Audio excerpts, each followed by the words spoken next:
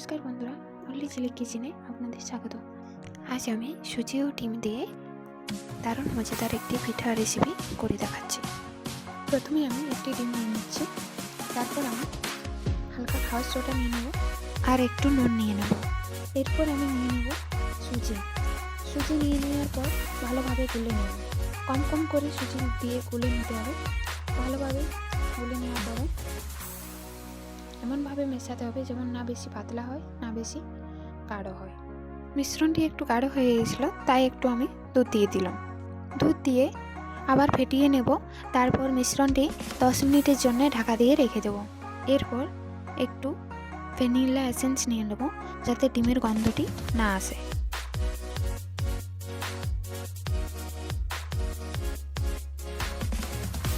এরপর গ্যাসের মধ্যে একটি কড়াই চাপিয়ে তার মধ্যে দুধ দিয়ে দেবো এবং পরিমাণ মতো চিনি দিয়ে দেবো।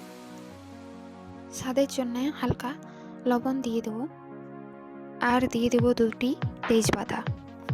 হাই ফ্লেমে রেখে কিছুক্ষণ জাল করে নেব। তারপর হাই ফ্লেমে রেখে ভালোভাবে নাড়াচাড়া করে নিতে হবে, নাহলে তলায় লেগে যেতে পারে।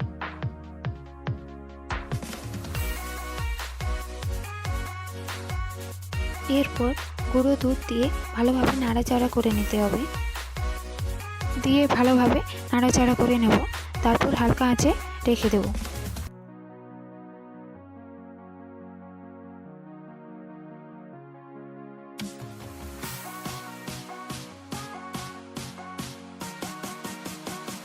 এরপর কড়াইয়ের মধ্যে রিফাইন তেল দিয়ে দেব। তারপর সুজির যে মিশ্রণটি করে রেখেছি ওটি ভালোভাবে আবার ফেটিয়ে নেব। তারপর একটি একটি করে ছেড়ে দেব।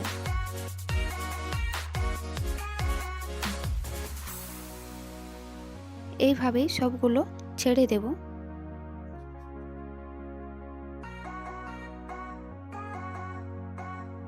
সবগুলো ছাড়া হয়ে গেছে। এরপর একদিকটা হয়ে এসেছে, এরপর উল্টে নেব। এরপর লাল লাল হয়ে এসেছে, দুদিকটা উল্টে পাল্টে ভেজে নিতে হবে। সবগুলো পাল্টে নেব। তারপর ভালোভাবে ভেজে নিয়ে লাল লাল হয়ে এলে সবগুলো তুলে নেব আর ওই যে দুধের মিশ্রণটি করে রেখেছি ওর মধ্যে ছেড়ে দেব।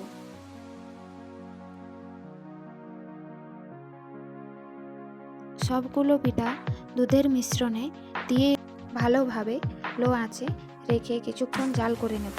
তারপর নামিয়ে ভালোভাবে ঠান্ডা করে ফ্রিজের মধ্যে 2-3 ঘন্টার জন্য রেখে দেব।